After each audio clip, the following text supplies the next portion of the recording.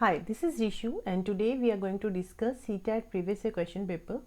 तो आज हम डिस्कस कर रहे हैं थर्ड पार्ट जनवरी 2021 पेपर का। इससे पहले हमने दो पार्ट्स डिस्कस कर लिए हैं, पार्ट 1 एंड पार्ट 2। इसी पेपर को जनवरी 2021 का जो पेपर है ना, इसे हमने 3 पार्ट्स में किया है। ठीक है, 30 क्वेश्चन थे टोटल, तो 10 क्वेश्चन करके किए हमने। 10 क्वेश्चन किए ना, तो 20 क्वेश्चन हमने डिस्कस कर लिए हैं। ठीक है, ये पार्ट 1 में डिस्कस किया था, ये पार्ट 2 में। तो आज हम पार्ट 3 डिस्कस कर रहे हैं, जिसमें एंड के लास्ट के 10 क्वेश्चन हम डिस्कस करने वाले हैं। ठीक है, तो चलिए स्टार्ट करते हैं। ये first 20 question we already had discussed, सारे हमने डिस्कस किए हैं with explanation.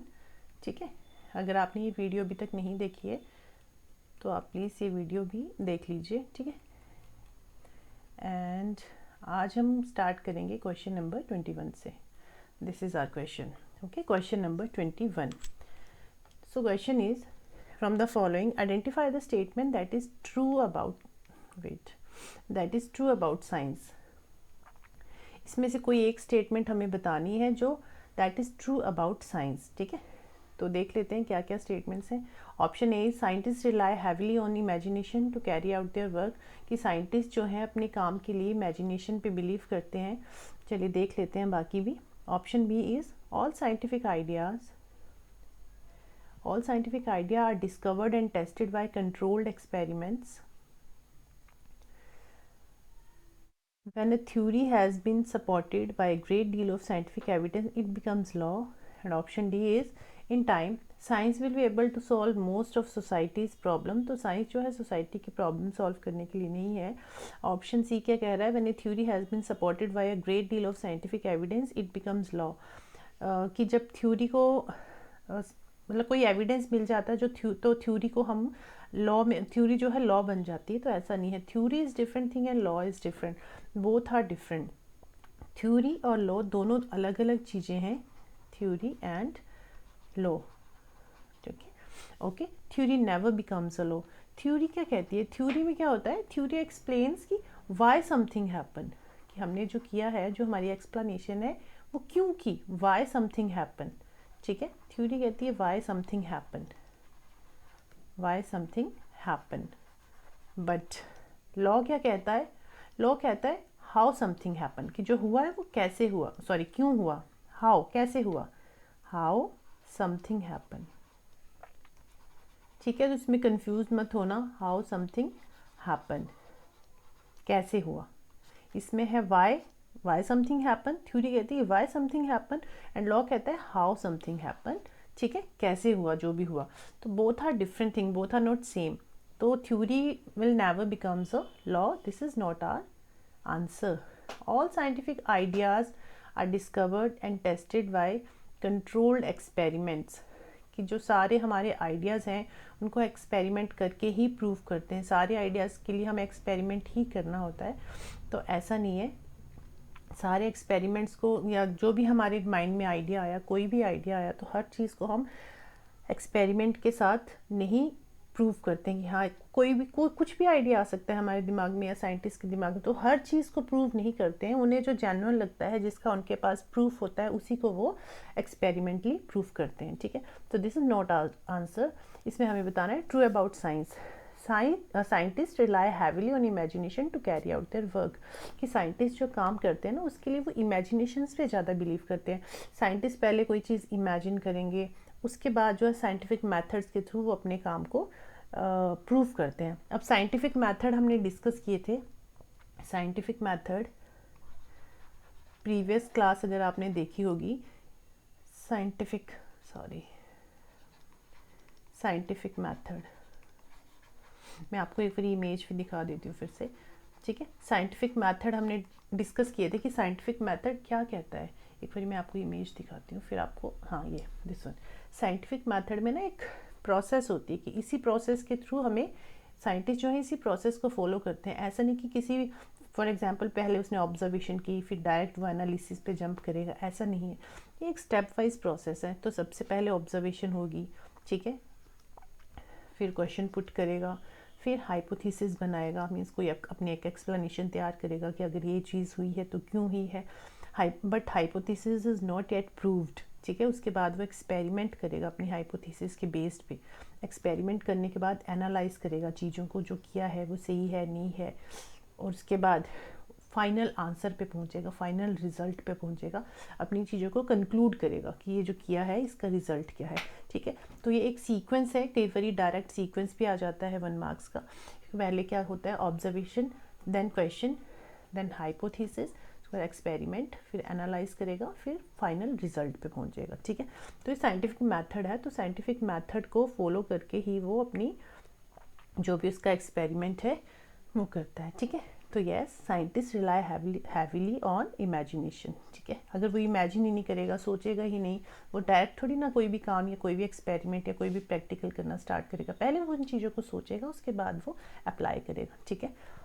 So I hope आपको आंसर क्वेश्चन समझ आ गया होगा। क्वेश्चन नंबर 21 का ऑप्शन है, आंसर है ऑप्शन नंबर ए, कि वैज्ञानिक अपने काम को पूरा करने के लिए कल्पना पर बहुत अधिक भरोसा करते हैं, right. So next question number 22.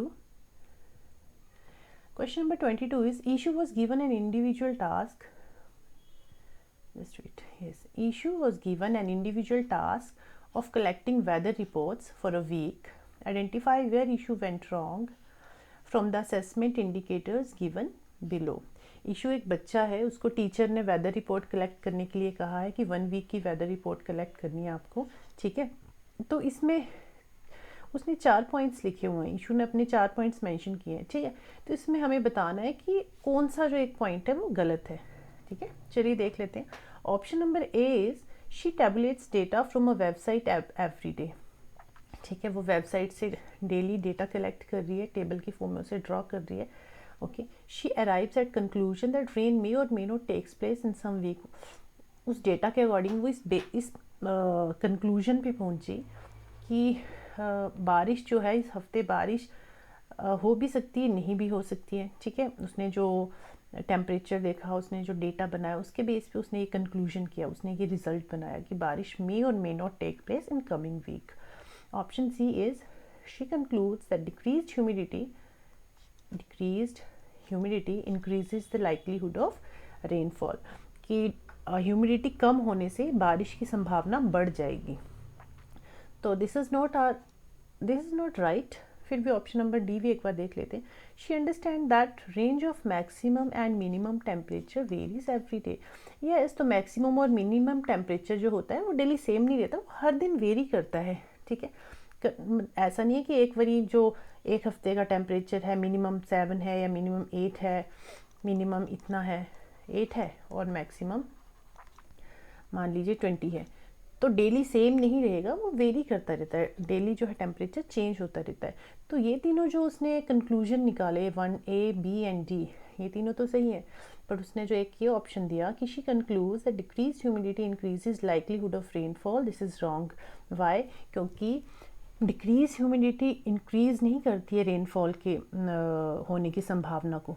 अगर रेनफॉल होने की संभावना है, रेनफॉल होने की संभावना है, तो ह्यूमिडिटी क्या होगी, डिक्रीज़ नहीं करेगी, ह्यूमिडिटी इंक्रीज़ करेगी। ह्यूमिडिटी क्या करेगी, इंक्रीज़ करेगी, ठीक है। अगर रेनफॉल होने की संभावना है तो ह्यूमिडिटी इंक्रीज़ होती है, ह्यूमिडिटी डिक्रीज़ नहीं होती। सॉरी, हाँ, इसने लिखा है ह्यूमिडिटी डिक्रीज्ड, जबकि ह्यूमिडिटी इंक्रीज़ करेगी। अब ह्यूमिडिटी है क्या, व्हाट इज़ ह्यूमिडिटी? ह्यूमिडिटी क्या है? Presence of water vapour in air, presence of water vapor, presence of water vapor in air, that is called humidity, ठीक है। अगर एयर में वाटर वेपर का अमाउंट ज़्यादा है तो दिन जो है ह्यूमिड सा होगा, स्वेटिंग सी होगी, ठीक है, उसे कहते हैं ह्यूमिडिटी। मतलब आपने देखा है रेनी सीजन में जब मानसून्स होते हैं, रेनी सीजन में ह्यूमिडिटी ज़्यादा होती है। ह्यूमिडिटी ज़्यादा होती है मीन्स एयर में वाटर वेपर का प्रेजेंस, वाटर वेपर का अमाउंट ज़्यादा होता है, ठीक है। तो अगर ह्यूमिडिटी ज़्यादा है तो it increases the likelihood of rainfall, okay। तो this option is wrong, option number C, ये ऑप्शन नंबर सी गलत है कि उसने ये निष्कर्ष निकाला कि आर्द्रता की कमी से वर्षा की संभावना बढ़ जाती है। आर्द्रता की कमी नहीं, आर्द्रता का अधिक होने से बारिश की संभावना बढ़ जाएगी। ह्यूमिडिटी इंक्रीज करेगी तो रेनफॉल होने की संभावना जो है वो भी इंक्रीज होगी। ठीक है, आई होप आपको क्वेश्चन नंबर 22 भी समझ आ गया होगा। अच्छा, ये पैडागोजी के क्वेश्चन चल रहे हैं, आपको पता ही है 30 क्वेश्चन आते हैं, तो उसमें से 20 क्वेश्चन हमारे थ्योरी के होते हैं प्लस 10 क्वेश्चन पैडागोजी होती है। 10 क्वेश्चन पैडागोजी होती है। तो हम 10 क्वेश्चन करके डिस्कस कर रहे हैं ना। तो 10 हमने पार्ट 1 में डिस्कस किए थे, पार्ट 1 में हमने डिस्कस किए थे 10 क्वेश्चन, और पार्ट 2 में भी हमने डिस्कस किए हैं 10 क्वेश्चन, और ये दोनों पार्ट्स मैंने अपलोड कर दिए हैं। और आज हम डिस्कस कर रहे हैं पार्ट 3, जिसमें हम नेक्स्ट 10 क्वेश्चन करेंगे। तो इसमें क्या होता है ना, 20 क्वेश्चन थ्योरी के होते हैं, साइंस के होते हैं, जिसमें फिजिक्स, केमिस्ट्री और बायो आती है 6 to 8 की एनसीईआरटी बेस्ड, एंड 10 मार्क्स जो है 10 क्वेश्चन जो है पैडागोजी के आते हैं। ठीक है, तो इसमें 10 क्वेश्चन हम पैडागोजी के कर रहे हैं। ठीक है, इसमें एंड कई बार क्या होता है 1-2 नंबर आगे पीछे वेरी कर जाते हैं। तो आज हम जो 10 क्वेश्चन कर रहे हैं ना, उसमें पैडागोजी 8 नंबर की तो पैडागोजी है, प्लस लास्ट के जो 2 क्वेश्चन है वो साइंस के ही हैं।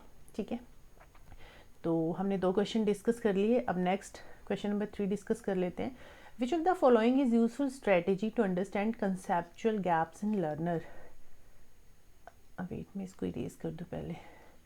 क्वेश्चन इज सेइंग कि इनमें से नीचे जो ऑप्शन दिए हैं उनमें से कौन सा एक ऑप्शन है जो बच्चे के गैप्स लर्निंग में, उसको कहाँ गैप आ रहा है, कहाँ प्रॉब्लम आ रही है, उसको जानने के लिए हेल्पफुल है। ठीक है, कहाँ पे उसको प्रॉब्लम आ रही है, उस गैप को हम कैसे पहचानेंगे, तो इसके लिए इम्पॉर्टेंट है। तो क्या ऑप्शन देख लेते हैं, क्या क्या ऑप्शंस है। Option number A is organising quiz sessions, की हम डेली क्विज लेंगे बच्चे का, इससे हमें पता चल जाएगा कि बच्चे को कहाँ पे गैप आ रहा है। ऑब्जर्विंग प्रैक्टिकल स्किल्स, या फिर प्रैक्टिकल करवा के देख लीजिए, एक टॉपिक पे हमने प्रैक्टिकल करवाया बच्चों को। फॉर एग्जांपल हमने बच्चों से प्रैक्टिकल करवा दिया जिसमें हमने स्टार्च का टेस्ट करने के लिए कहा कि हाउ वी कैन आइडेंटिफाई कि पोटैटो में स्टार्च प्रेजेंट है या नहीं, या कोई भी प्रैक्टिकल हमने उन्हें करने के लिए दिया। ठीक है, इससे हमें पता चलेगा कि वो उन्हें कहाँ सीखने में कमी है। या यूजिंग कॉन्सेप्ट मैप्स, या फिर कॉन्सेप्ट मैप के थ्रू हम फाइंड आउट कर सकते हैं कि बच्चे को सीखने में कहाँ कमी आ रही है, वो क्यों नहीं सीख पा रहा है। And option number D is giving homework regularly, कि हम बच्चे को डेली होमवर्क देंगे, उससे हमें पता चल पाएगा अगर बच्चे ने होमवर्क किया तो इसका मतलब उसे समझ आ रहा है, बच्चे ने होमवर्क नहीं किया इसका मतलब उसे समझ नहीं आ रहा। तो this is not a reason, ऐसा नहीं होता। The right answer is using concept map. Concept map के थ्रू हम बच्चे में आइडेंटिफाई कर सकते हैं कि बच्चे को कहाँ सीखने में कमी रहेगी, उसे कौन सी चीज़ समझ नहीं आई है। फॉर एग्जांपल अगर हमने क्लास में चैप्टर करवाया सॉइल का, ठीक है, तो हम बच्चों को कहेंगे कि हमने जो कल सॉइल का चैप्टर डिस्कस किया था या परसों डिस्कस किया था, तो उस सॉइल के चैप्टर का आप एक कॉन्सेप्ट मैप बनाइए। ठीक है, हम बच्चे को कहेंगे आप एक कॉन्सेप्ट मैप बनाइए। इससे क्या होगा, सारे बच्चे इन्वॉल्व होंगे, सारे बच्चे जो भी उन्होंने सीखा है, जितना भी सीखा है वो मैप के थ्रू हमें पता चल जाएगा। ठीक है, तो कॉन्सेप्ट मैप में हमें बच्चों को बताना है कि बच्चों को बोलना है कि आप एक कॉन्सेप्ट मैप ड्रॉ कीजिए सॉइल का। ठीक है, तो उसमें बच्चे जो हैं सॉइल के बारे में बताएंगे कि सॉइल क्या है। ठीक है, टाइप्स ऑफ सॉइल क्या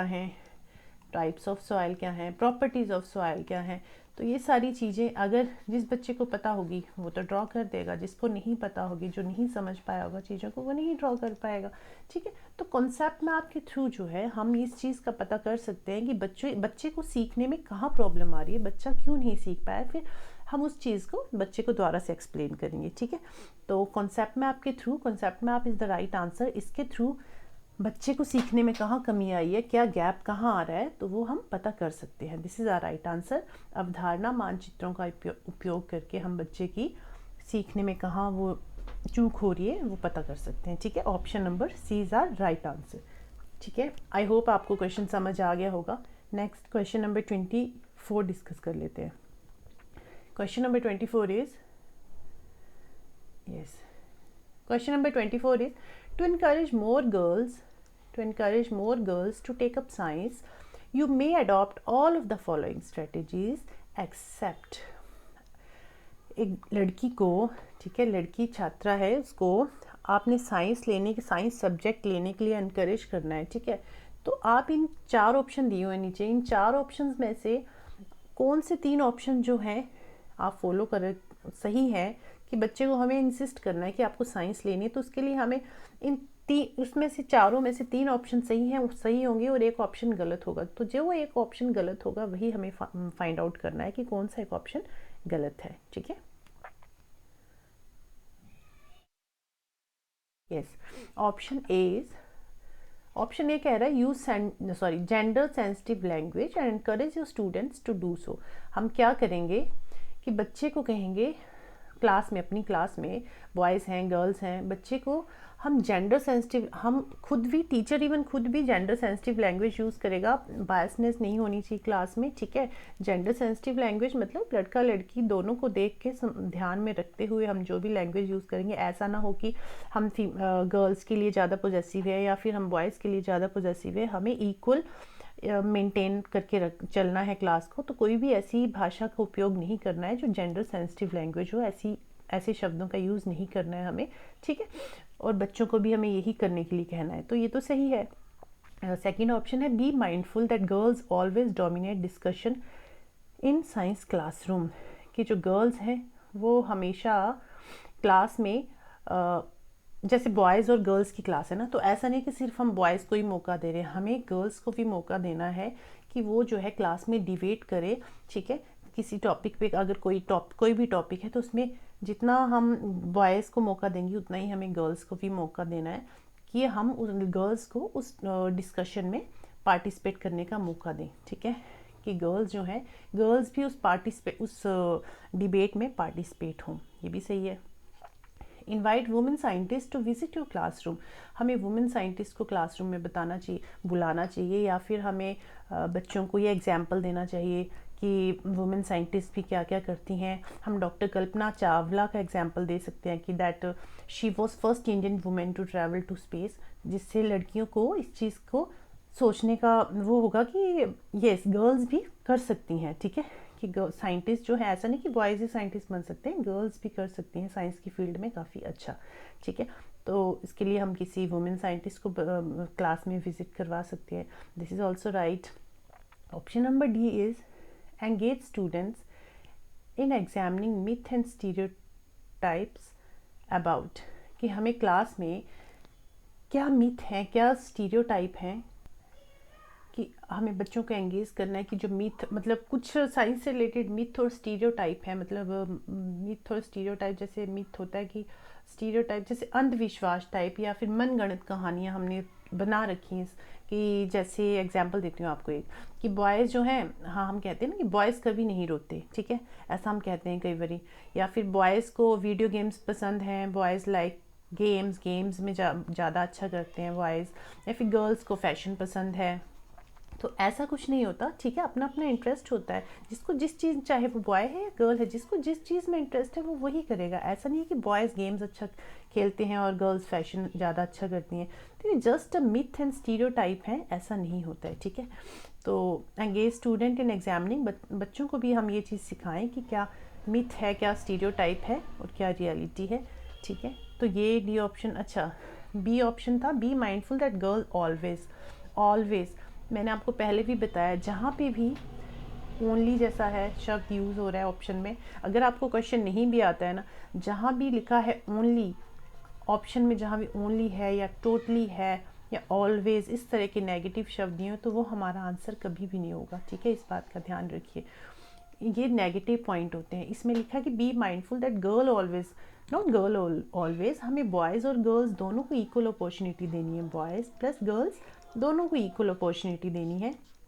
ठीक है, तो हमें ये ध्यान में रखना है कि बॉयज़ और गर्ल्स दोनों इक्वली क्लास में, अगर कोई डिबेट चल रही है, कोई डिस्कस कर रहा है, तो इक्वली पार्टिसिपेट करें, नॉट गर्ल ऑलवेज। ओके, इसमें एक्सेप्ट बताना था, जो नहीं है वो बताना था। तो ये हमारा राइट ऑप्शन नहीं है कि be mindful that girl always dominate discussion in science classroom. I hope आपको ये क्वेश्चन समझ आ गया होगा। फिर भी अगर आपको कहीं भी किसी भी क्वेश्चन में कोई डाउट रह जाए तो प्लीज़ आप मुझे कमेंट करके बताइए, मैं आपको उस क्वेश्चन के डाउट को नेक्स्ट वीडियो में ज़रूर दोबारा से एक्सप्लेन कर दूँगी। ठीक है, आई होप ये अंडरस्टूड है। नेक्स्ट क्वेश्चन पे मूव करते हैं, question number 25। Question number 25 is science teacher need to ask more divergent question because कि साइंस टीचर को, साइंस के एक अध्यापिका है या अध्यापक है, उन्हें जो है ज़्यादा डाइवर्जेंट क्वेश्चन पूछने चाहिए क्लास में, because it stimulates and develop critical thinking, it direct students to correct answer, it helps develop thinking strategies, it helps in assessing creative behaviour in a learner. ठीक है, तो चलिए देखते हैं कौन सा ऑप्शन जो है सही है। तो उसको आंसर तक पहुंचने से पहले हमें ये पता होना चाहिए कि डाइवर्जेंट क्वेश्चन है क्या। What is divergent? डाइवर्जेंट का मतलब क्या है? What is divergent? आपने दो तरह की थिंकिंग पढ़ी होगी, divergent thinking and convergent thinking. CDP में पढ़ी होगी। डाइवर्जेंट एंड कन्वर्जेंट दो तरह की थिंकिंग होती है। जो डाइवर्जेंट थिंकिंग होती है ना, उसमें हम ओपन एंडेड क्वेश्चन पूछते हैं। अब ओपन एंडेड क्वेश्चन क्या होते हैं अभी बताती हूँ। ओपन एंडेड क्वेश्चन पूछते हैं बच्चों को। ठीक है, इससे क्या होता है, क्रिएटिविटी को बढ़ावा मिलता है। क्रिएटिविटी को बढ़ावा मिलता है, बच्चा जो है आउट ऑफ द बॉक्स सोचता है। ठीक है, और जो कन्वर्जेंट क्वेश्चन है उसमें क्लोज एंडेड क्वेश्चन पूछते हैं। क्लोज एंडेड क्वेश्चन, एंड इससे क्या है, बच्चे का इंटेलिजेंस का पता चलता है। इसमें क्रिएटिविटी का पता चलता है, इसमें इंटेलिजेंस का पता चलता है। ठीक है, चलिए एक बार समझ लेते हैं।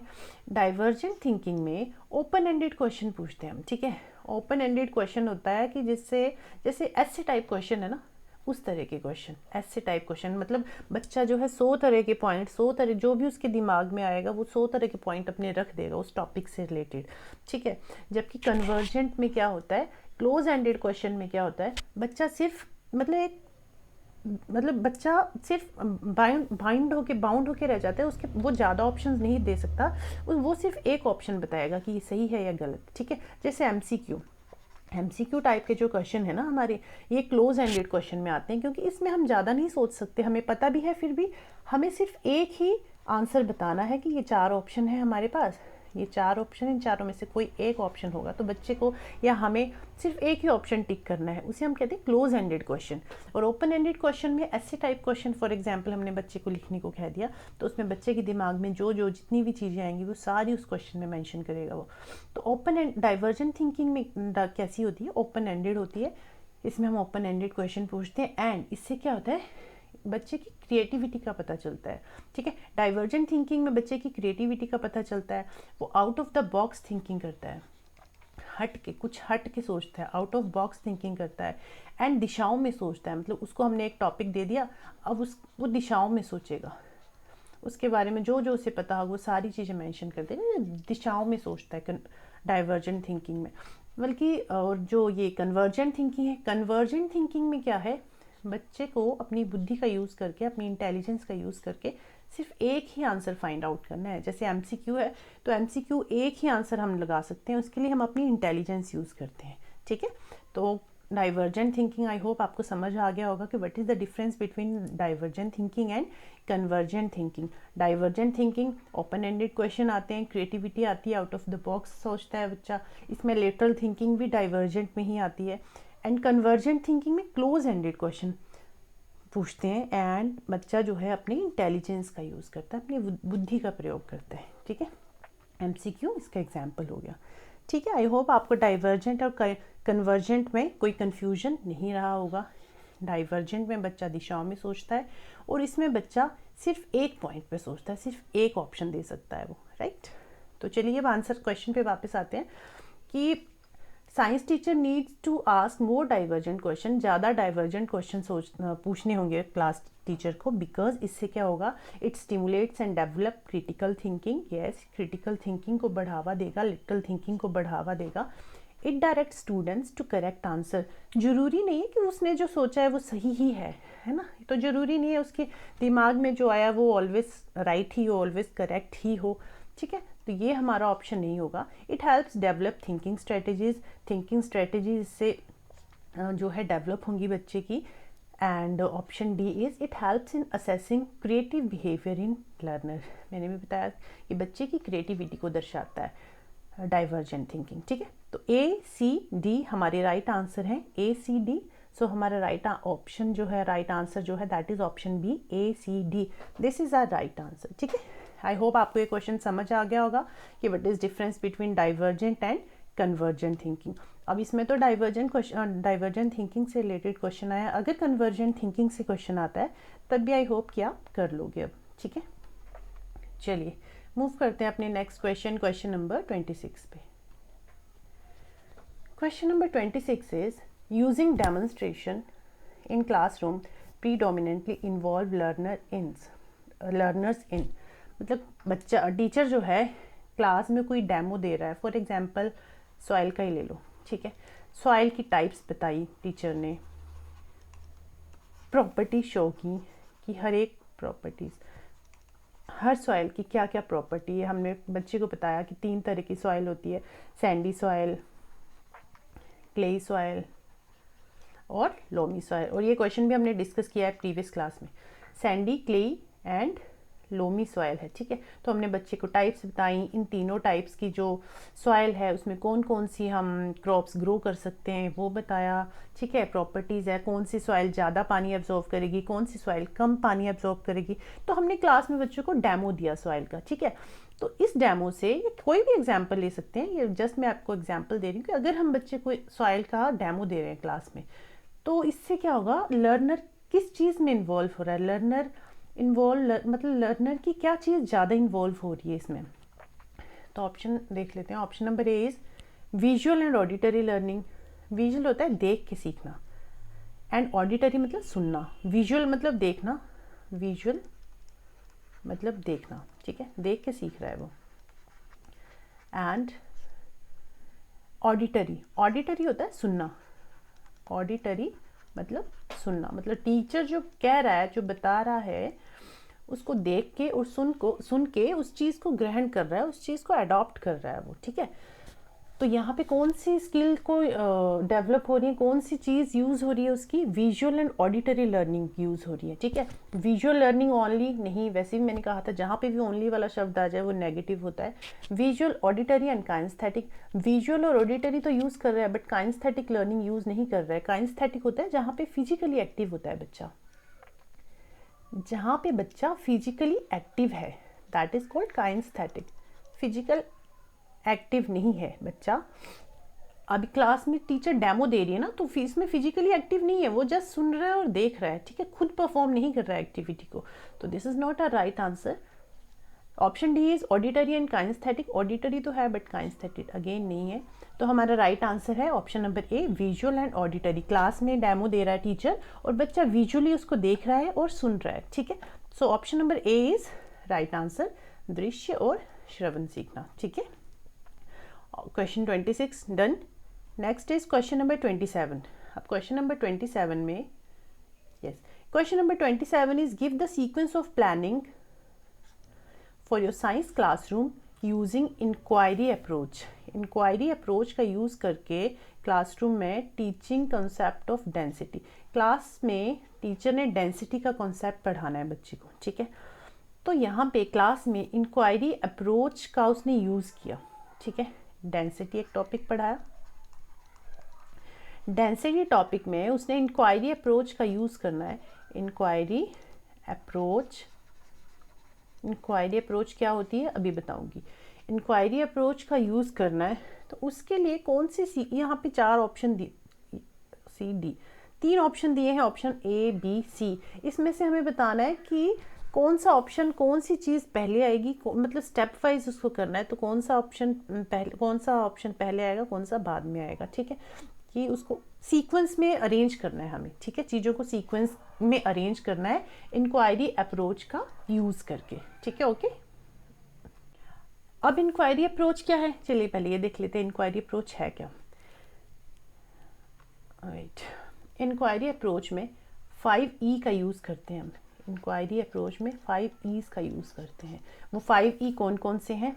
Engage, explore, explain, elaborate and evaluate. ये 5E को हम यूज़ करते हैं इंक्वायरी बेस्ड लर्निंग के लिए, ठीक है। अब कैसे यूज़ करते हैं, सबसे पहले क्या होता है, एंगेज आता है। एंगेज में क्या हो रहा है, टीचर जो है बच्चे को एक टॉपिक देती है, ठीक है। This lesson mentally engage students with an activity और क्वेश्चन, या कोई एक्टिविटी देगी या कोई क्वेश्चन पुट करेगी जिससे बच्चे, टीचर जो है बच्चे को एंगेज कर रही है. It capture their interest, provides an opportunity for them to express what they know about the concept or skill being developed and helps them to make connection between what they know and new ideas. वो बच्चे को जो चीज़ें पहले से पता है और जो न्यू आइडियाज़ हैं, बच्चा ये देखेगा कि मुझे पहले से क्या आता है, उसमें न्यू टीचर ने नई चीज़ क्या बताई. ठीक है, तो बच्चा इससे सीखेगा, एंगेज होगा, खुद प्रैक्टिकली करके देखेगा चीज़ों. तो टीचर क्या करेगा, बच्चे को या क्वेश्चन देगा या एक्टिविटी करके उसको एंगेज करेगा. ठीक है, ऑप्शन नंबर 1 में, सॉरी पॉइंट नंबर 1 में. सेकंड पॉइंट है एक्सप्लोर. अब एक्सप्लोर में क्या है, बच्चा खुद प्रैक्टिकली चीज़ों को करके देखेगा, हैंड ऑन एक्टिविटीज़ करेगा. Students carry out hand on activities in which they can explore the concept or skill.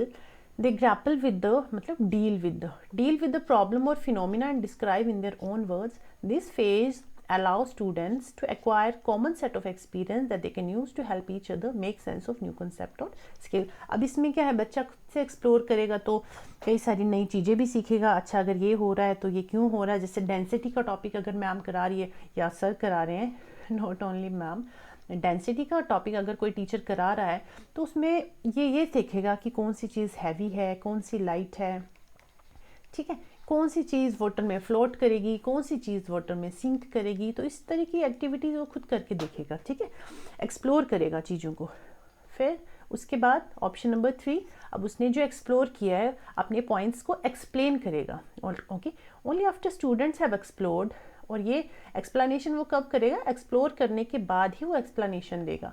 Explore the concept और skill. Does the teacher provide the concepts and term used by students to develop explanation for the phenomena they have experience. The significant aspect of this phase the explanation full experience. मतलब उसने पहले किया, उसके बाद वो अपने words में उनको एक्सप्लेन करेगा कि उसने क्या देखा, उसने क्या सीखा, कि हैवी चीज़ फ्लोट करती है या सिंक करती है, लाइट चीज़ फ्लोट करती है या सिंक करती है. तो अपनी एक एक्सप्लेनेशन तैयार करेगा. एक्सप्लेनेशन करने के बाद वो चीज़ों को इलेबोरेट करके बताएगा कि हाँ, अगर कोई चीज़ डूब रही है, पानी में डूब गई, इट मीन्स वो हैवी थी, दैट्स वाई वो सिंक कर गई. अगर कोई चीज़ लाइट वेट है तो वो ऊपर तैरती रहेगी, वो सिंक नहीं, वो फ्लोट करेगी. ठीक है, तो इलेबोरेट करेगा अपने क्वेश्चन को. This phase provide opportunity for students to apply what they have learn. उसने नई क्या चीज़ सीखी and develop a deeper understanding of the concept और greater use of skill. It is important for students to discuss and compare their ideas. वो अपने idea जो हैं एक दूसरे के साथ डिस्कस करेंगे, शेयर करेंगे. ठीक है, ग्रुप डिस्कशन करेंगे क्लास में. ठीक है, उसके बाद पहले एंगेज किया टीचर ने, एक टॉपिक दिया, कॉन्सेप्ट दिया बच्चों को. ठीक है, एंगेज करने के लिए. फिर बच्चों ने उसको एक्सपेरिमेंटली करके देखा. फिर एक्सपेरिमेंट करने के बाद उन्होंने उन चीज़ों को एक्सप्लेन किया कि मैंने ये किया और इसमें मैंने क्या क्या सीखा. फिर वो अपने पॉइंट्स को इलेबोरेट करेंगे, एक दूसरे के साथ डिस्कस करेंगे, शेयर करेंगे. ठीक है, and point number 5 is evaluate करेंगे. फाइनल स्टेज में इवेल्युएट करेंगे, जजमेंट देंगे. The final phase provides an opportunity for students to review and reflect on their learning. Assess करेंगे, वो खुद को असेसमेंट देंगे, असेस करेंगे कि हमने क्या सीखा, क्या नई चीज़ सीखी हमने. It also when student provide evidence for changing to the understanding belief and skills. उन्होंने इसमें क्या चीज़ सीखी वो उस चीज़ को इवेल्युएट करेंगे, सेल्फ असेसमेंट होगी इसमें. ठीक है, आई होप ये जो 5E हैं, ये जो है इंक्वायरी अप्रोच में आते हैं. इंक्वायरी अप्रोच में जो 5E आते हैं ये आपको समझ आ गए होंगे. और किसी भी अप्रोच में से कोई भी क्वेश्चन आ सकता है. ठीक है, तो ऑल 5 आर इम्पॉर्टेंट. ठीक है, चलिए वापस चलते हैं अपने क्वेश्चन पे. अब क्वेश्चन ये कह रहा है कि क्लास में टीचर ने डेंसिटी एक टॉपिक पढ़ाया है, तो डेंसिटी टॉपिक में इंक्वायरी अप्रोच का यूज़ करके, ठीक है, हमें ये जो 3 चीज़ें दी हैं इसे सीक्वेंस में लगाएंगे कि पहले कौन सा क्या स्टेप आएगा, सेकंड क्या स्टेप आएगा, थर्ड क्या स्टेप आएगा. ठीक है, चलिए पढ़ लेते हैं. Option A is allow student to determine relationship between objects that float and sink. कि बच्चों को कहेंगे व्हाट इज़ द रिलेशन, सबसे पहले बच्चों को कहेंगे कि कौन सी चीज़ें फ्लोट कर रही हैं, कौन सी चीज़ें सिंक कर रही हैं, ये कहना है, बताना है बच्चों को. या फिर allow students to play with water in a tub with different objects. कि बच्चों को पानी के टब के साथ खेलने के लिए कह दिया. Ask student to design a small boat that carry 1 kilogram of weight. अब इन A, B, C पॉइंट में से सबसे पहले कौन सा सीक्वेंस वाइज हमें अरेंज करना है. तो सबसे पहले क्या करेंगे हम, सबसे पहले हम बच्चों को कहेंगे we allow students to play with water in a tub with different different objects. ठीक है, हम बच्चों को एक पानी का टब दे देंगे, कुछ चीज़ें दे देंगे कि आप इन चीज़ों से प्ले कीजिए पानी में। ठीक है, फिर बच्चे क्या करेंगे, कुछ चीज़ों वो उन चीज़ों को डालेंगे, फिर नोटिस करेंगे कि कुछ चीज़ें फ्लोट हो रही हैं पानी में। ठीक है, फिर कुछ चीज़ें सिंक हो रही हैं। ठीक है, तो इससे फिर बच्चा देखेगा कि हाँ कुछ फ्लोट हो रहा है, कुछ सिंक हो रहा है। अगर फ्लोट कर रही है कोई चीज़ तो क्यों फ्लोट कर रही है, क्योंकि वो लाइट वेट है, वो लाइट वेट है इसलिए वो फ्लोट कर रही है। अगर कोई चीज़ सिंक कर रही है, वो क्यों सिंक कर रही है, मतलब डूब रही है, क्योंकि वो हैवी है। बच्चा ये चीज़ सीखेगा उस वहाँ से कि हाँ ये डूब रहा है क्योंकि हैवी है इसलिए डूब गया। तो बच्चा ये सब सीखेगा उसमें। तो पहले हम बच्चों को अलाउ करेंगे कि आप पानी से खेलो। ठीक है, उसके बाद allow students to determine relationship between objects that float and sink, कि जो चीज़ें डूब गई और जो चीज़ें तैर रही हैं ऊपर उनमें क्या रिलेशन है, ऐसा क्यों हुआ। ठीक है, ये कहेंगे बच्चों को। थर्ड स्टेप में ask student to design a small boat that can carry 1 kilogram of weight. बच्चों को कहेंगे कि एक ऐसी बोट बनाओ जो सिर्फ 1 किलोग्राम वेट ही कैरी कर सकती हो। इससे क्या होगा, इंक्वायरी अप्रोच डेवलप होगी। कैसे, इससे बच्चे को पता चलेगा कि हाँ अगर 1 किलोग्राम वेट से ज़्यादा वेट हुआ तो वो क्या होगा, वो सिंक कर जाएगा। और अगर 1 किलोग्राम वेट से कम वेट हुआ तो वो नहीं डूबेगी, वो फ्लोट करेगी। ठीक है, तो इससे ये चीज़ें उसकी डेवलप होंगी। ठीक है, अंडरस्टैंडिंग उसकी डेवलप होगी इंक्वायरी अप्रोच से। ठीक है, तो हमें कौन सा, हमारा ऑप्शन क्या है, ऑप्शन नंबर डी।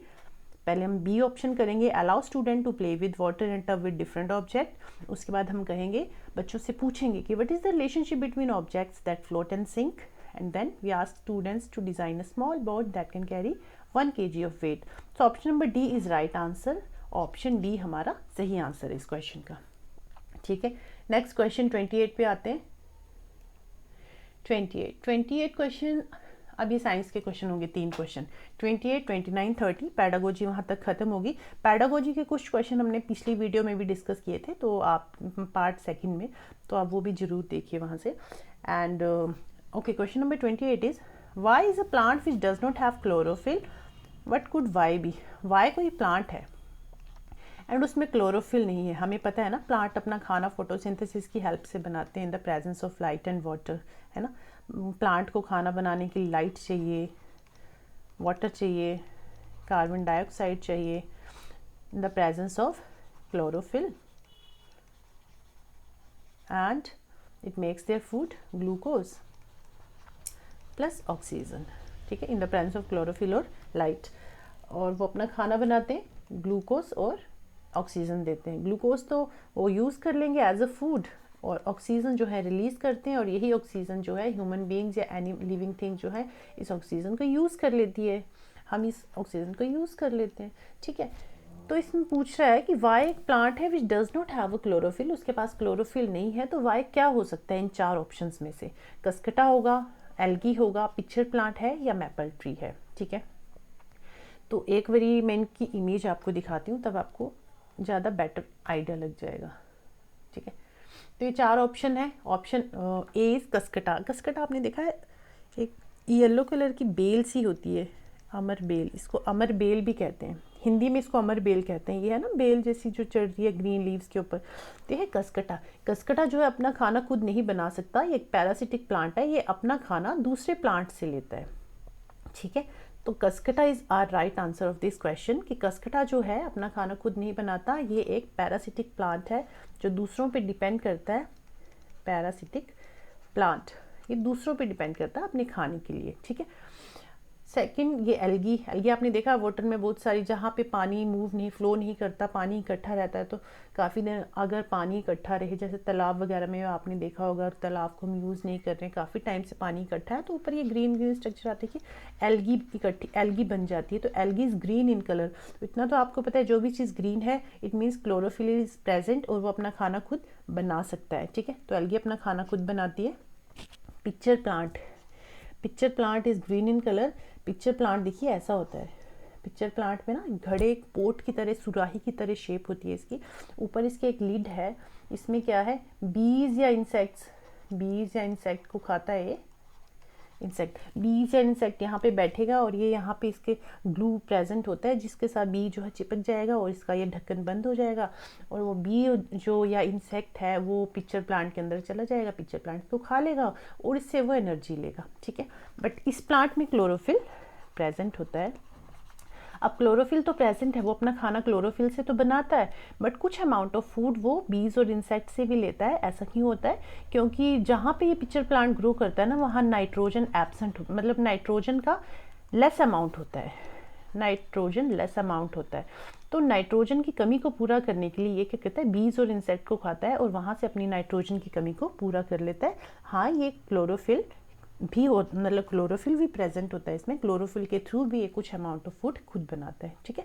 कुछ अमाउंट ऑफ फूड ये क्लोरोफिल से बनाता है और कुछ जो है ये बीज और इंसेक्ट से लेता है, ठीक है। Option D is maple tree. Maple tree भी क्लोरोफिल प्रेजेंट होती है इसमें भी और ये अपना खाना खुद बनाता है, ठीक है। ये जो पिक्चर प्लांट है ये कार्निवोरस प्लांट भी है, कार्निवोर प्लांट, इंसेक्ट को ईट करता है ना, that's what is called carnivore plant, right. तो कसकटा जो है अपना खाना खुद नहीं बनाता है, ये पैरासिटिक प्लांट है, अपना खाना दूसरे प्लांट से, अपने होस्ट प्लांट से, होस्ट से लेता है। एल्गी अपना खाना खुद बनाती है, पिक्चर प्लांट भी खुद बनाता है एंड मैपल ट्री भी अपना खाना खुद बनाता है। तो इस क्वेश्चन का राइट आंसर होगा कि क्लोरोफिल किस में प्रेजेंट नहीं होता है, कसकटा में प्रेजेंट नहीं होता है, बाकी सब में प्रेजेंट होता है। तो हमें बताना था प्रेजेंट नहीं है, तो कसकटा में प्रेजेंट नहीं है और यही हमारा राइट आंसर है, ठीक है। Question number 29। Question number 29 is which of the following statement is correct. 4 statements दी हुई है, इसमें से बताना है कौन सी स्टेटमेंट जो है करेक्ट है। Option A is large intestine is wider and shorter than small intestine. चलिए देख लेते हैं। Option B is absorption of digested food takes place in large intestine, की एब्जॉर्प्शन जो है लार्ज इंटेस्टाइन में होती है। Assimilation of food takes place in large intestine, assimilation large intestine में होती है। या फिर large intestine has finger like projection called villi, कि लार्ज इंटेस्टाइन में विलाई प्रेजेंट होता है। अब ये सारी टर्म्स क्या हैं, एसिमिलेशन क्या है, एब्जॉर्प्शन क्या है, डाइजेशन क्या है, ये सारी चीज़ें 1 बाय 1 हम समझेंगे, ठीक है। अच्छा, ये डाइजेशन है। डाइजेशन में 5 स्टेप्स इन्वॉल्व होते हैं, ठीक है। सबसे पहले इंजेशन होगा, फिर डाइजेशन, फिर absorption, assimilation and point number 5 is egestion. तो एक 5 स्टेप प्रोसेस है। हर स्टेप में क्या होता है, हर स्टेप को हम समझेंगे। सबसे पहले है इंजेशन। इंजेशन में क्या है, टेकिंग इन फूड, ठीक है। फूड जो हम खा रहे हैं उसे हम कहते हैं इंजेशन। चलिए एक ब्लैंक पेज पे समझाती हूँ, ठीक है। सबसे पहले 5 स्टेप प्रोसेस है ना, सबसे पहले क्या होता है इंजेशन।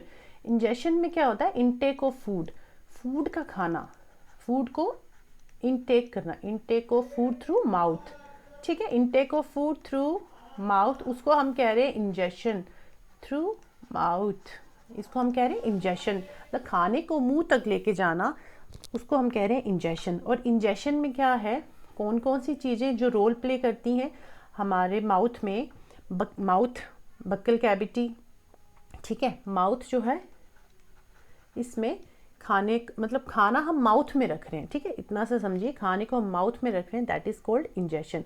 सेकेंड स्टेप होता है डाइजेशन, सेकेंड स्टेप होता है डाइजेशन। थोड़ा राइटिंग का इशू है बट डोंट वरी, मैंने आगे चीज़ें एक्सप्लेन की हुई हैं, अभी जस्ट मैं आपको समझा रही हूँ तो आप समझते जाइए।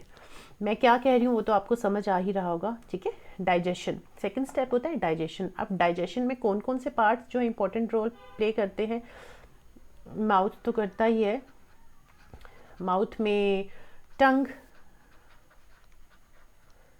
Saliva and teeth, saliva and teeth, ठीक है।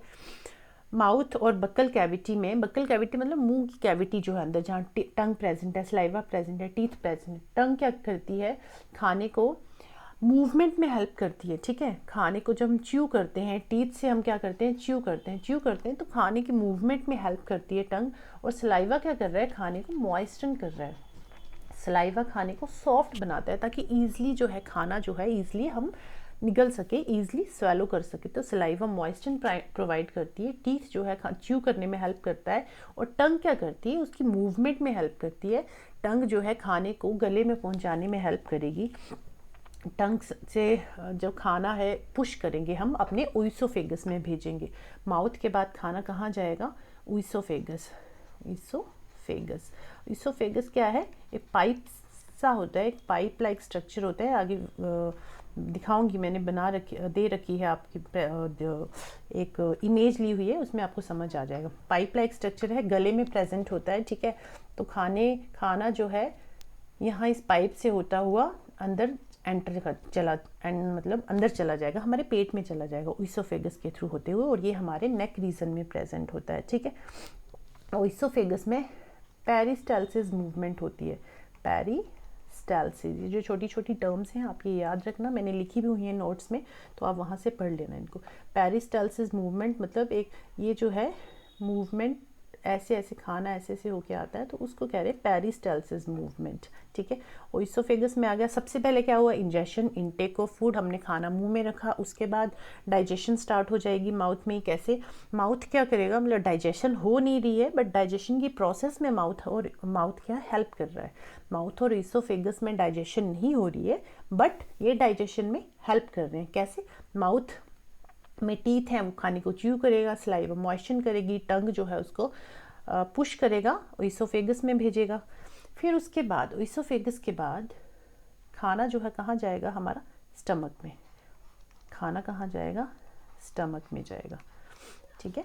Stomach is a J like structure, J like structure होता है स्टमक का, ठीक है। अब खाना यहाँ पे आया, इंजेशन, ये जो प्रोसेस है डाइजेशन में ही चल रही है। स्टमक में खाना आया, स्टमक में हमारे स्टमक में HCl प्रेजेंट होता है, म्यूकस प्रेजेंट होता है, एंड कुछ डाइजेस्टिव जूसेस प्रेजेंट होते हैं, डाइजेस्टिव जूसेस प्रेजेंट होते हैं। अब HCl क्या करता है? खाने में जो अगर हमने जो खाना खाया उसमें जो जर्म्स और माइक्रोब्स एंटर हुए हैं उनको किल करने में हेल्प करेगा, उनको किल करेगा ये HCl। और म्यूकस क्या करता है? हमारा जो स्टमक है ना, हमारे स्टमक की जो वॉल है उसको प्रोटेक्ट करता है कि HCl से वो म्यूकस वो जो हमारे स्टमक की वॉल है, लाइनिंग है, वो HCl से ख़राब ना हो, डिस्ट्रॉय ना हो, क्योंकि HCl काफ़ी स्ट्रॉन्ग सोल्यूशन होता है, तो इससे ख़राब ना हो। तो म्यूकस इस चीज़ को हेल्प करता है। म्यूकस की लाइनिंग होती है यहाँ पे, वो हमारे स्टमक की लाइनिंग को प्रोटेक्ट करता है HCl से। और डाइजेस्टिव जूसेस क्या करेंगे? जो हमने खाना खाया होगा, जो च्यूड फूड होगा, हमारे स्टमक में जाएगा, उसको ब्रेक डाउन करेगा इनटू सिंपलर सब्सटेंसेस।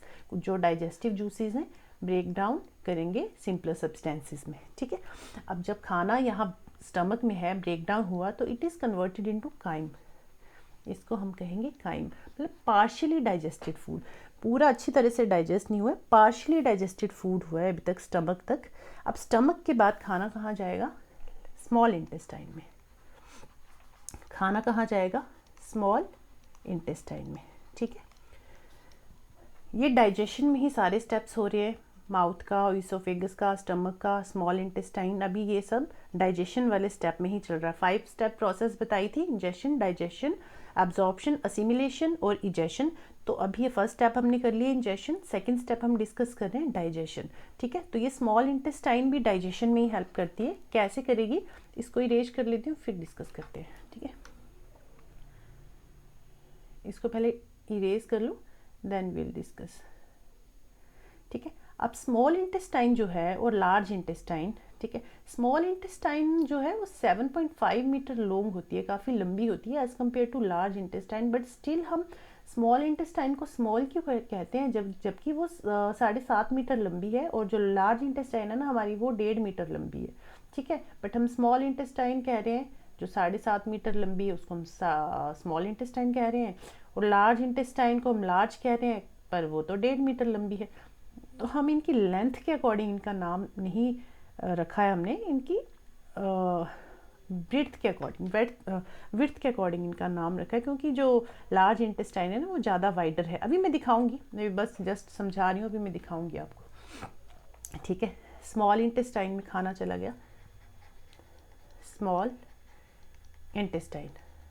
इंटेस्टाइन में खाना गया। अब small intestine is 7.5 metre long, 7.5 metre long.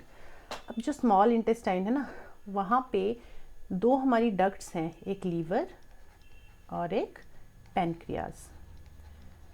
अभी जस्ट समझा रही हूँ, फिर आपको विजुअली आपको इमेज दिखाऊंगी ना तो ज़्यादा अच्छे से समझ आएगा। अभी बस जो मैं कह रही हूँ ना वो सुनते जाओ। लीवर और पेनक्रियाज जो है ये दोनों ही कुछ सिक्रीशन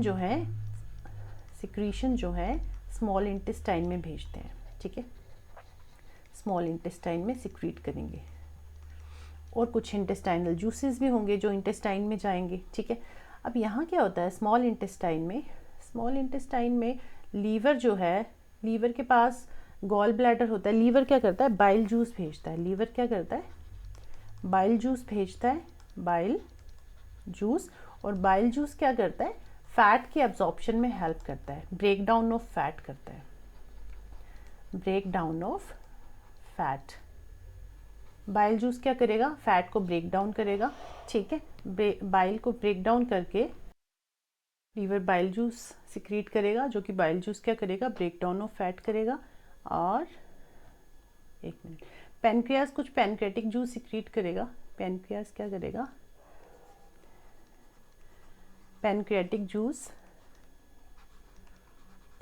जूस सिक्रीट करेगा, जो कि break down of carbohydrates and protein करेगा।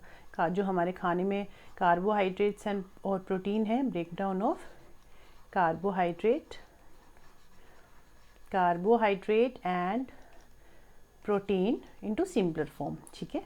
कार्बोहाइड्रेट और प्रोटीन को सिंपलर फॉर्म में ब्रेक डाउन कर देगा पेनक्रेटिक जूस, ठीक है। ये इंटेस्टाइन में हो रहा है सब कुछ। इंटेस्टाइन में लीवर से और पेनक्रियास से कुछ सिक्रीशन आएगा, जूसेस आएंगे, और वो क्या करेंगे, लीवर ब्रेक डाउन करेगा फैट्स का, और पेनक्रेटिक जूस क्या ब्रेक डाउन करेगा, कार्बोहाइड्रेट और प्रोटीन का, जो हमारे फूड में प्रेजेंट है, राइट। इतना करने के बाद स्मॉल इंटेस्टाइन में ये प्रोसेस हो रही है। तो यहाँ तक अब क्या हुआ, डाइजेस्टेड फूड जो है, यहाँ तक डाइजेशन हो गया, डाइजेशन की प्रोसेस हो गई। अब फूड जो है डाइजेस्टेड फूड, वो अब डाइजेस्टेड फूड जो है स्मॉल इंटेस्टाइन के सरफेस पे एक स्ट्रक्चर प्रेजेंट होता है जिसे हम कहते हैं विलाय। फिंगर लाइक स्ट्रक्चर होता है, ऐसे फिंगर लाइक स्ट्रक्चर, जिसे हम कहते हैं विलाय। विलाय जो है डाइजेस्टेड फूड को एब्जॉर्व कर लेगा, ठीक है। यहाँ पे क्या हो रहा है, अब क्या होगा, एब्जॉर्प्शन होगी। 2 स्टेप कर लिए हमने, इंजेशन एंड डाइजेशन। डाइजेशन में क्या हुआ, माउथ के थ्रू, डाइजेशन में माउथ ने इंपॉर्टेंट रोल प्ले किया, इसोफेगस ने, स्टमक ने, देन स्मॉल इंटेस्टाइन में। अब फूड जो है डाइजेस्ट हो गया। अब डाइजेस्टेड फूड जो है एब्जॉर्ब होगा बाय बाय विलाय। और ये कहाँ प्रेजेंट है, स्मॉल इंटेस्टाइन में ही प्रेजेंट है ये भी। अभी आपको समझ नहीं आ रहा होगा, हो सकता है समझ ना आ रहा हो, एक बार ये सब सुन लीजिए, फिर डायग्राम आपको शो करूँगी, आपको अच्छे से समझ आ जाएंगी चीज़ें। बस एक बार ये सुनते जाइए कि कहाँ पे क्या हो रहा है। और इसके लिए मैंने आपको नोट्स भी प्रोवाइड किए हैं, वहाँ से भी आप रीड कर सकते हैं, ठीक है। तो थोड़ा सा नॉर्मल ईजी वे में ही समझा रही हूँ ताकि आपको चीज़ें जो है समझ आएँ। अब क्या है, 2 स्टेप हो गए हमारे, इंजेशन हो गया, डाइजेशन। थर्ड स्टेप क्या था हमारा, थर्ड स्टेप था एब्जॉर्प्शन। इंजेशन हमने कर लिया, intake of food, ingestion. Second is digestion. Food का डाइजेशन हो रहा है, जिसमें mouth, oesophagus, stomach, small intestine important role play कर रहे हैं। थर्ड स्टेप था एब्जॉर्प्शन। अब डाइजेस्टेड फूड जो है एब्जॉर्ब्ड होगा by small intestine. Absorption process भी स्मॉल इंटेस्टाइन में ही होगी। एब्जॉर्प्शन कहाँ होगा, स्मॉल इंटेस्टाइन में ही होगा। ये स्मॉल इंटेस्टाइन के सरफेस पे ऐसे विलाय प्रेजेंट है, फिंगर लाइक प्रोजेक्शन प्रेजेंट है, ठीक है। यहाँ पे जो है कैपिलरीज प्रेजेंट होती हैं, कैपिलरीज, ब्लड कैपिलरीज प्रेजेंट। तो जो डाइजेस्टेड फूड है, डाइजेस्टेड फूड यहाँ तक चला जाएगा कैपिलरीज में, और कैपिलरीज क्या करेंगी, उस डाइजेस्टेड फूड को एब्जॉर्व कर लेंगी, ठीक है। डाइजेस्टेड फूड, ये इसका नाम क्या है, विलाय में ब्लड कैपिलरीज प्रेजेंट होती हैं, और विलाय ने डाइजेस्टेड फूड लिया और डाइजेस्टेड फूड को कैपिलरीज ने एब्जॉर्व कर लिया, ठीक है। अब ये एब्जॉर्व्ड फूड जो है, ठीक है, ये एब्जॉर्व फूड जो है, इसके बाद होगी नेक्स्ट प्रोसेस असिमिलेशन। एब्जॉर्प्शन के बाद फोर्थ स्टेप था असिमिलेशन। अब असिमिलेशन में क्या होगा, जो एब्जॉर्ब फूड है, जो कैपिलरीज ने एब्जॉर्ब किया है, एब्जॉर्ब फूड हमारे ब्लड में मिक्स होके ब्लड के साथ हमारी पूरी बॉडी में transfer to all body parts,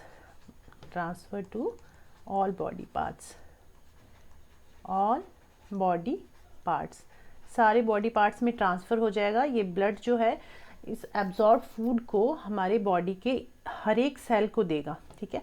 और हमारे सेल के अंदर क्या होगा, रेस्पिरेशन प्रोसेस किया था ना हमने, रेस्पिरेशन हमारे सेल के अंदर होती है। रेस्पिरेशन क्या है, food in the form of glucose plus oxygen, it is converted into, किस में कन्वर्ट होगा, some amount of carbon dioxide, water and energy. और एनर्जी किसकी फॉर्म में, एटीपी की फॉर्म में होती है एनर्जी। एटीपी क्या है, एडिनोसिन ट्राइफॉस्फेट। तो ये रेस्पिरेशन प्रोसेस होगी हमारी सेल के अंदर, ठीक है। इतना समझ आ गया। असिमिलेशन में क्या हो रहा है, जो एब्जॉर्ब फूड है वो ब्लड जो है हमारे सारे बॉडी पार्ट्स में ट्रांसफ़र कर देगा और बॉडी सारे सेल्स को दे देगा, और सेल में क्या रेस्पिरेशन प्रोसेस होगी जहाँ पे एनर्जी रिलीज़ होगी, और यही एनर्जी हमारी बॉडी यूज़ करेगी काम करने के लिए, ठीक है। असिमिलेशन तक समझ आ गया। अब फिफ्थ स्टेप है इजेशन। अब ये तो बात हमने की एब्जॉर्ब फूड की, कि जो हमने खाना एब्जॉर्ब किया, जो खाना पहले डाइजेस्ट किया फिर एब्जॉर्ब हुआ, एब्जॉर्प्शन के बाद खाना, जो एब्जॉर्प्शन होने के बाद कुछ अनडाइजेस्टेड फूड भी रह जाएगा हमारी बॉडी में, ठीक है। तो जो अनडाइजेस्टेड फूड होगा फिफ्थ पार्ट में आएगा इजेशन। अब इजेशन में कौन रोल प्ले करता है, लार्ज इंटेस्टाइन।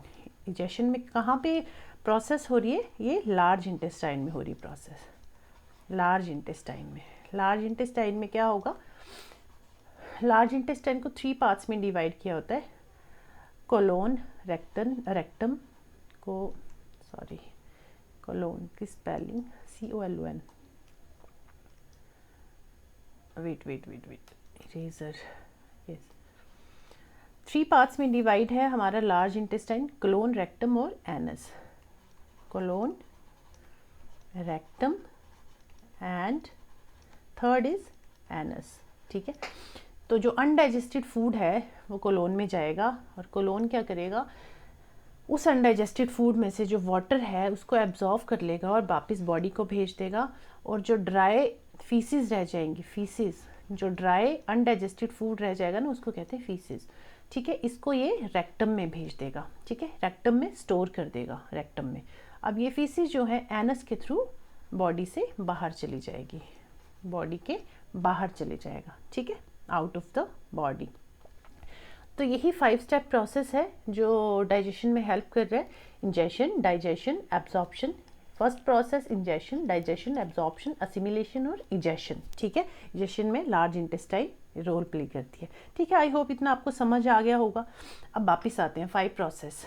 किसी भी प्रोसेस से क्वेश्चन आ सकता है, ये पूरा डाइजेस्टिव सिस्टम मैंने एक्सप्लेन किया है आपको। आई होप आपको अच्छे से समझ आया होगा। फिर भी अगर कहीं पे भी कोई डाउट रह गया हो तो आप मुझे कमेंट करके ज़रूर बताइए, मैं आपकी डाउट को क्लियर ज़रूर करूँगी मेरी नेक्स्ट वीडियो में, ठीक है। पहला स्टेप हमने किया था इंजेशन, जिसमें टेकिंग ऑफ फूड हो रहा था।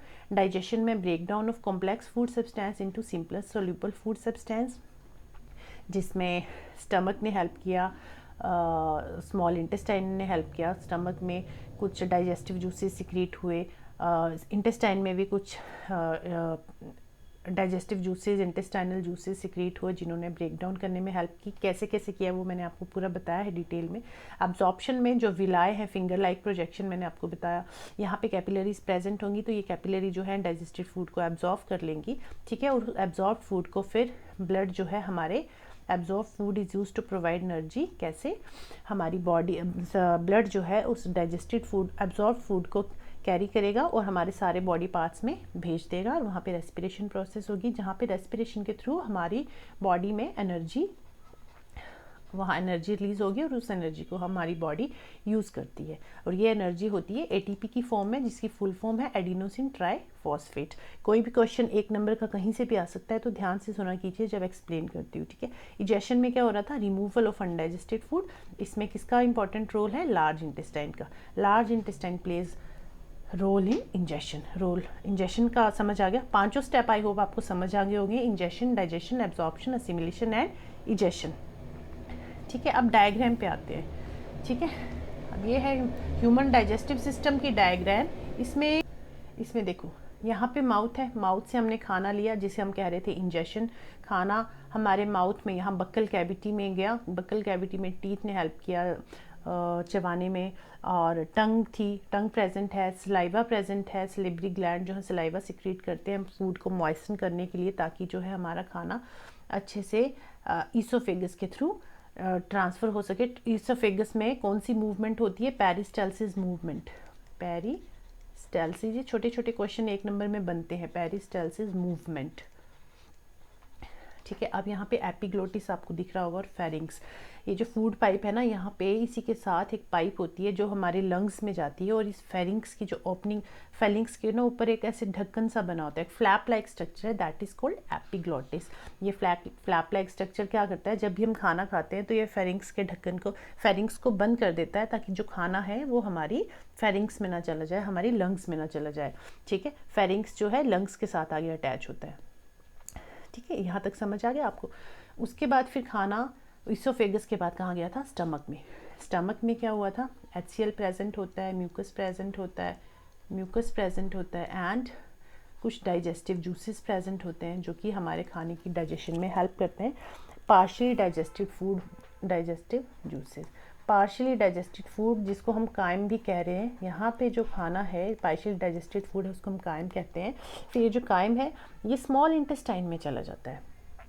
Small intestine is small in size, but ये क्या नैरो होती है। स्मॉल इंटेस्टाइन का नाम स्मॉल इंटेस्टाइन क्यों है? वैसे तो इसकी लेंथ जो है 7.5 मीटर है, but it is small in size, मतलब ये थोड़ी नैरो होती है, ठीक है, पतली होती है। जबकि जो लार्ज इंटेस्टाइन है इट इज़ ब्रॉडर, ये बड़ी होती है, मतलब मोटाई में ज़्यादा होती है, that's why it is called large intestine. जबकि लार्ज इंटेस्टाइन 1.5 मीटर लॉन्ग होती है। ठीक है, तो खाना जो है हमारे स्मॉल इंटेस्टाइन में गया। अब यहाँ मैंने आपको बताया था कि लीवर और पेनक्रियाज, इन दोनों ग्लैंड से कुछ सिक्रीशन सिक्रीट होता है जो स्मॉल इंटेस्टाइन में जाता है। क्या क्या आता है? लीवर क्या भेजता है? बाइल जूस, बाइल जूस, जो कि बाइल जूस यहाँ गॉल ब्लैडर में स्टोर होता है। ठीक है, आपने देखा होगा जब कई बारी हमें या किसी पर्सन को स्टोन्स हो जाते हैं, कईयों को तो किडनी में होते हैं स्टोन्स, कईयों को गॉल ब्लैडर में भी स्टोन हो जाते हैं। बट अगर गॉल ब्लैडर में स्टोन हो जाए तो गॉल ब्लैडर को ही रिमूव करना पड़ता है, उसको ऑपरेट नहीं कर सकते। तो जब जिस पर्सन का गॉल ब्लैडर रिमूव कर दिया जाता है ना, तो उस पर्सन को कहते हैं कि फैटी चीज़ें, घी तेल वाली चीज़ें कम खाना। क्यों खाना?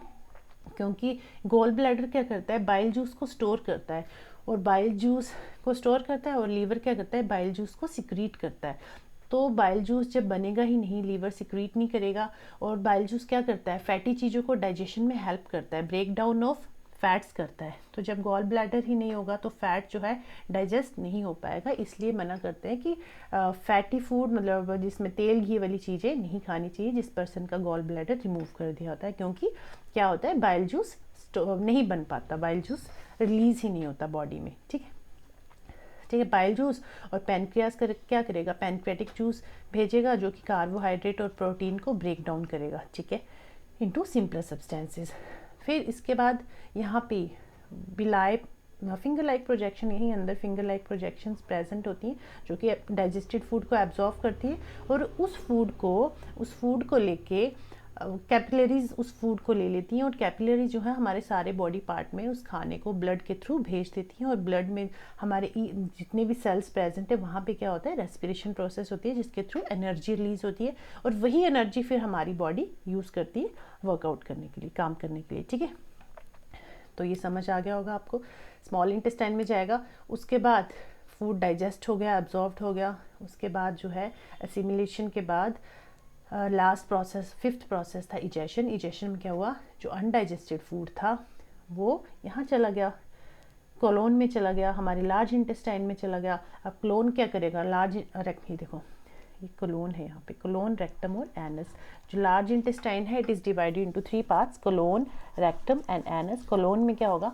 खाना जो है अनडाइजेस्टेड फूड कोलोन में जाएगा, और यहाँ से वाटर को एब्जॉर्व कर लेगा और अनडाइजेस्टेड फूड को रेक्टम में भेज देगा। रेक्टम जो अनडाइजेस्टेड फूड को in the form of faeces store करेगा, और एनस के थ्रू पास आउट हो जाएगा।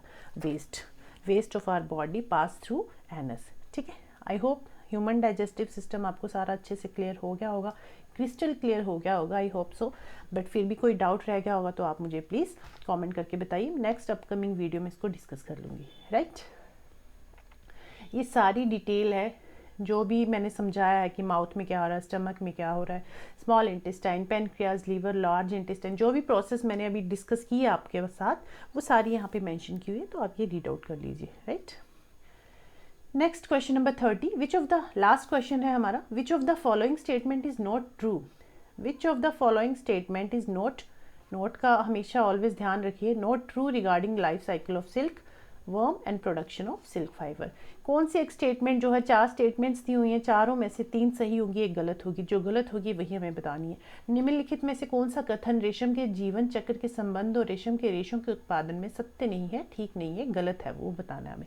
ठीक है, तो the larva of silk moths are called caterpillar, the pupa develop into caterpillar, option C silk fibre are protein secreted by caterpillar, the silk yarn is obtained from the cocoon of the silk moth. अब जिसको तो answer पता होगा, जिसको तो life cycle आती होगी silk worm की, वो तो आंसर फाइंड आउट कर लेगा, और जिसको नहीं आती होगी उसके लिए मैं एक बारी एक्सप्लेन कर दी। जिसको आती होगी वो भी समझ सकता है, ऐसा नहीं कि उसके लिए नहीं है एक्सप्लेनेशन।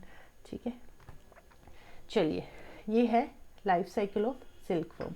सबसे पहले क्या होता है, the adult moth mate with each other. ठीक है, उसके बाद वो एग्स ले करेगा, मलबरी लीव्स पे एग्स ले करता है। मलबरी होता है शहतूत, तूत के पेड़ होते हैं ये। ठीक है, उनके पत्तों पे अपने लेग्स ले करेगा। ये जो सिल्क वर्म्स होते हैं ना, ये मलबरी लीव्स खाते हैं, सिल्क मोथ्स जो है मलबरी लीव्स खाते हैं। ठीक है, तो मलबरी लीव्स पे इसने एग्स दिए। अब यहाँ पे क्या हुआ, ये जो एग है it is converted into caterpillar. ठीक है, ये जो एग्स है ना, धीरे धीरे 4 स्टेजेस 4 मोल्ड्स के थ्रू, 4 मोल्ट होता है, जैसे जैसे बड़ा होता जाएगा ना, स्किन, पुरानी स्किन शेड करेगा और नई स्किन आती जाएगी, पुरानी स्किन शेड होगी, नई स्किन आएगी, तो ये it is converted into caterpillar. ठीक है, एग ले किए, एग ले करने के बाद कैटरपिलर बना। कैटरपिलर जो है मलबरी लीव्स को खाएगा और बड़ा होता जाएगा, और it goes through 4 moulds, 4 stages के थ्रू पास ऑन होता है। पुरानी स्किन शेड करता है, नई आती है, पुरानी स्किन छोड़ के नई आती जाती है। ठीक है, अब कैटरपिलर क्या करेगा, कैटरपिलर की जो स्टेज है उसे लार्वा कहते हैं। First stage egg, second stage larva stage में कैटरपिलर बनता है। फिर कैटरपिलर क्या करेगा, अपने अराउंड, कैटरपिलर ना, ये अपने अराउंड एक सिल्क की सिक्रीशन करेगा। सिल्क क्या है, प्रोटीन की सिक्रीशन है, प्रोटीन की सिक्रीशन करेगा, जिससे क्या होगा, ऐसे सिक्रीट करते करते करते करते अपने इर्द गिर्द, अपने अराउंड इस तरह की कवरिंग बना लेगा, थ्रेड की कवरिंग बना लेगा अपने अंदर, अपने साइड में। ठीक है, और इस कवरिंग के अंदर उसकी स्टेजेस वो जो है डेवलप हो रहा है। The caterpillar now changes into pupa. इसके अंदर कैटरपिलर, यहाँ कैटरपिलर था, फिर बड़ा होते होते फिर इसने क्या किया, सिक्रीशन सिक्रीट की, और अपने इर्द गिर्द क्या एक सिक्रीशन, थ्रेड की सिक्रीशन बना ली, इसने कवरिंग बना ली। अब कैटरपिलर के अंदर जो है क्या हो रहा है, it is converted into, sorry pupa के अंदर, प्यूपा नहीं, सॉरी क्या कह रही हूँ मैं, कुकून, सॉरी कुकून के अंदर जो सिल्क की कवरिंग है ना, ये जो थ्रेड की कवरिंग है, इसे कुकून कहते हैं। कुकून के अंदर कैटरपिलर जो है changes into pupa, caterpillar pupa stage में कन्वर्ट हो गया। This is 3rd stage. अब प्यूपा जो है जैसे जैसे मेच्योर होगा, मेच्योर होते होते जो एडल्ट मोथ हैं ये बन गया कुकून। ठीक है, कुकून से बाहर निकल जाएगा ये सिल्क मोथ। कई बार क्या होता है, अंदर ही रह जाते हैं, और हम काफ़ी सारे अमाउंट में जो ये कुकून है कलेक्ट करते हैं, गरम गरम पानी में डाल देते हैं धागा बनाने के लिए, तो काफ़ी सारे सिल्क मोथ डेड भी हो जाते हैं। कुछ जैसे यहाँ दिखाया, कुछ सिल्क मोथ तो बाहर निकल जाते हैं, कुछ नहीं निकल पाते। ठीक है, the pupa changes into moth, the moth comes out of the cocoon. Pupa जो है अब मोथ में कन्वर्ट हो जाएगा और मोथ बाहर निकल जाएगी, और ये जो प्यूपा है, सॉरी ये जो कुकून है, इसको हम कलेक्ट करेंगे और इससे हम रेशम का, सिल्क का धागा बनाएंगे। तो ये प्रोसेस इसी तरह स्टार्ट बनती रहती है। सबसे पहले एग मेट करेंगे एक दूसरे के साथ, फिर एग बनेगा। एग बनने के बाद क्या होगा, it changes into 2nd stage, that is called larval stage. Larva में क्या होगा, कैटरपिलर 4 स्टेजेस के थ्रू डेवलप होगा। कैटरपिलर बनता है लार्वा स्टेज में। मलबरी लीव्स को खाएगा, तूत के पत्तों को। कैटरपिलर के बाद थर्ड स्टेज आएगी प्यूपा स्टेज, जहाँ पे कैटरपिलर चेंजेस इनटू प्यूपा। और यहाँ क्या है, कैटरपिलर अपने अराउंड एक कवरिंग बना रहा है, जैसे इस कवरिंग को हम कहते हैं कुकून। इस कवरिंग को हम क्या कहते हैं, कुकून। कुकून की स्पेलिंग एक बार देख लेना, हाँ सही है, कुकून। ठीक है, कुकून बनेगा। फर्स्ट से egg, second stage larva, larva stage में कैटरपिलर डेवलप होता है, egg larva. Third stage pupa, pupa के बाद फिर एडल्ट। सिल्क मोथ बाहर निकल जाएगा और इस प्यूपा को हम कलेक्ट कर लेंगे और इससे जो है सिल्क फाइबर बनाएंगे, सिल्क का धागा बनाएंगे। ठीक है, और ये एडल्ट, फिर again this process will continue. Egg, larval stage, pupa stage and then adult, ये फोर्थ स्टेज है। तो ये फोर स्टेजेस होती हैं सिल्क वॉर्म की। आई होप आपको चारों स्टेजेस समझ आ गई होंगी। अब क्वेश्चन पे आते हैं वापस। Which of the following statement is not true regarding life cycle of silk? सही नहीं है वो बताना है। The larva of silk moths are called caterpillar, yes right, मैंने भी बताया कि जो लार्वा है उसी को हम कैटरपिलर कहते हैं। Pupa develop into caterpillar, pupa caterpillar में डेवलप होता है या फिर कैटरपिलर प्यूपा में डेवलप होता है? कैटरपिलर प्यूपा में डेवलप होता है ना, प्यूपा नहीं डेवलप होता कैटरपिलर में, तो ये गलत है option. Silk fibres are protein secreted by caterpillar, yes. Silk fibre क्या है, प्यूपा अपने अराउंड, प्यूपा के साइड में जो सिक्रीशन है कुकून की, वो कुकून जो है वो प्रोटीन फाइबर होता है। ठीक है, कैटरपिलर द्वारा सिक्रीट होता है, ये प्रोटीन फाइबर होता है।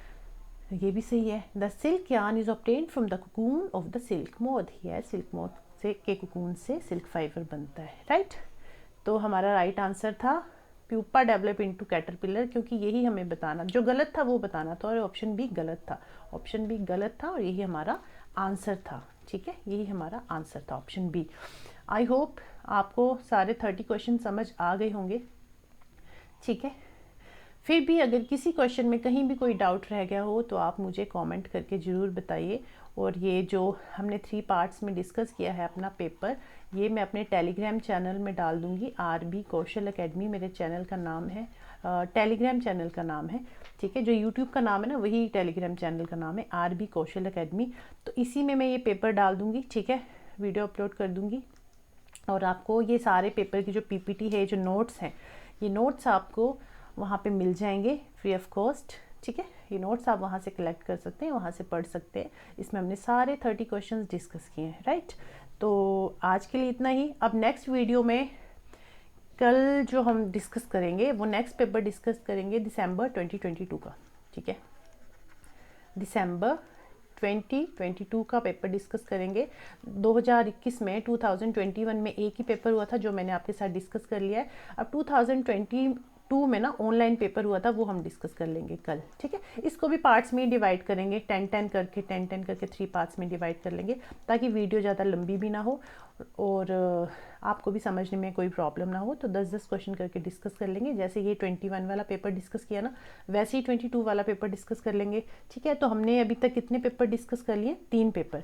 2019 का, जुलाई 2019, जनवरी 2019, जनवरी नहीं दिसंबर, सॉरी, जुलाई 2019 का डिस्कस किया है, दिसंबर 2019 का, और 2021 का पेपर डिस्कस किया, जो कि हमने 3 पार्ट्स में किए हैं। ये तो हमने जो ऊपर वाले दोनों पेपर है ना, पूरा मैंने एज इट इज़ डिस्कस किया है, पार्ट्स में डिवाइड नहीं किया था, फुल पेपर डिस्कस किया है। 2021 का 3 पार्ट्स में डिस्कस किया है, पार्ट 1, पार्ट 2, पार्ट 3। आज पार्ट 3 था जो कि ख़त्म हो गया। ठीक है, तो 2021 जनवरी 2021 का पेपर कंप्लीट। नाउ कल हम डिस्कस करेंगे दिसंबर 2022 का 10 क्वेश्चन डिस्कस करेंगे। ठीक है, including pedagogy, all 30 question will discuss. ठीक है, तो ठीक है, मिलते हैं फिर अपनी नेक्स्ट वीडियो में। और कोई डाउट रह गया हो तो आप मुझे कमेंट करके ज़रूर बताना। ठीक है, तब तक के लिए बाय बाय, टेक केयर।